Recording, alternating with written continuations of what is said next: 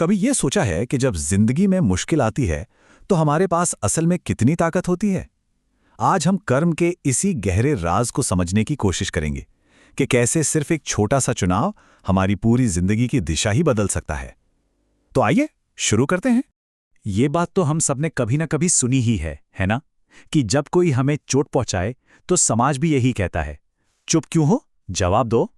पर एक मिनट रुककर सोचते हैं, क्या पलटकर वार करना ही अकेला रास्ता है या फिर कोई और, शायद इससे बेहतर रास्ता भी मौजूद है? तो चलिए सबसे पहले कर्म के उस बैलेंस शीट को समझते हैं जिसे हम अक्सर नजरअंदाज कर देते हैं। मतलब हमारे अच्छे और बुरे कर्मों का पूरा हिसाब किताब। अब देखिए, ये जो अच्छी चीजें हैं हमारी जिंदगी में, अच्छा परिवार, सेहत, मौके, हम इन्हें बस अपनी किस्मत मान लेते हैं। हम शायद ही कभी ये सोचते हैं कि ये सब हमारे ही किसी पुराने अच्छे कर्मों का फल है। लेकिन असली परीक्षा तब नहीं होती जब सब कुछ अच्छा चल रहा हो। असली टेस्ट तो तब होता है जब हमें अपने ही किसी पिछले बुरे कर्म का नतीजा भुगतना पड़ता है। आइए देखते हैं कि वो पल असल में कैसा होता है। और फिर आता है वो पल जब हमारा कोई पुराना बुरा कर्म लौटकर हमारी जिंदगी में एक भूचाल सा ला देता है। यही वो मोड़ है जहां हमें एक बहुत बड़ा फैसला लेना पड़ता है। देखिए, किसी भी बुरी सिचुएशन को ना हम 3 हिस्सों में तोड़कर देख सकते हैं। सबसे पहले एक घटना होती है जो बाहर से हुई।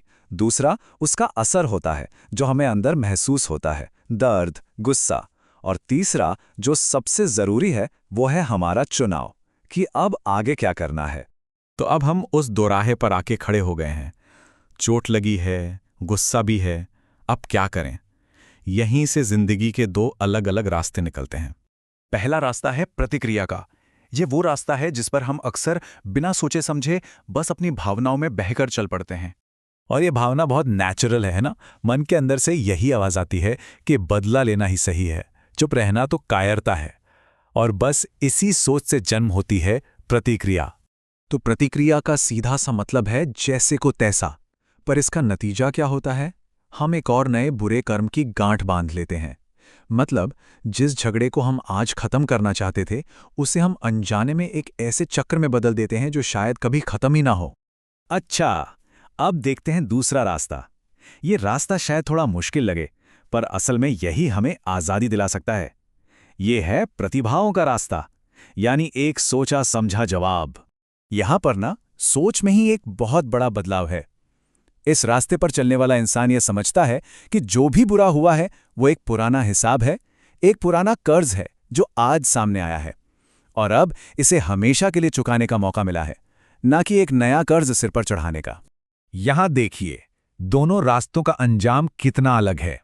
एक तरफ है प्रतिक्रिया, जो हमें अतीत की जंजीरों में जकड़े रखती है और कर्म के जाल में और फंसाती जाती है।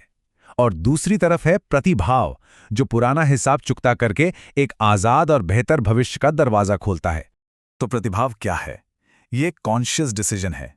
ये तब भी शांत और पॉजिटिव रहने का चुनाव है जब हमारा मन और हमारी भावनाएं हमें बदला लेने के लिए उकसा रही हों। यही वो ताकत है जो कर्म के इस कभी न खत्म होने वाले चक्र को तोड़ सकती है।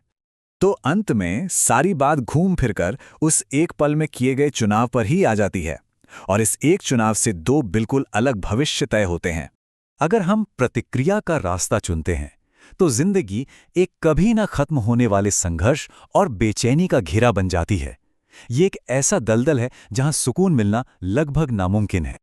और अगर प्रतिभाव का रास्ता चुना जाता है तो नतीजा पूरी तरह से अलग होता है। माफ करने और शांत रहने का चुनाव करके न सिर्फ पुराना हिसाब चुकता होता है, बल्कि मन को सच्ची शांति भी मिलती है। तो आखिर में जवाब बहुत ही सरल है। जब कर्म का तूफान सामने आए तो उससे लड़ो मत, उसमें और उलझो मत, बस रुक जाओ, कोई प्रतिक्रिया मत करो। उस चक्र को तोड़ने का यही एकमात्र रास्ता है।